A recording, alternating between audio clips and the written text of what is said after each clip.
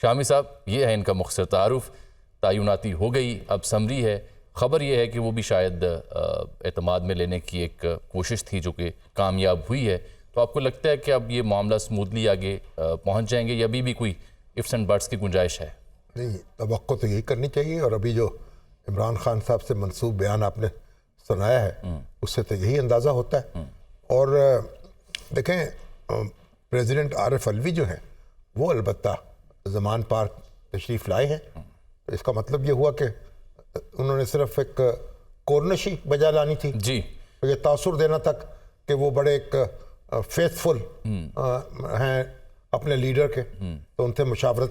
ویسے ماضی قریب میں صدر مملکت جو ہیں وہ مختلف سیاسی اور دیگر مسائل یا مذاکرات کی بات بھی ہو تو تھوڑا ان کا جو کردار ہے بڑا مثبت ہی رہا ہے, معاملہ فہمی کی جانب رجوع کرتے ہمیں دکھائی دے رہے ہیں. تو یہاں بھی یہ خبر تھی, اطلاع تھی کہ صدر مملکت معاملہ فہمی کے لیے ہی وہاں گئے ہیں.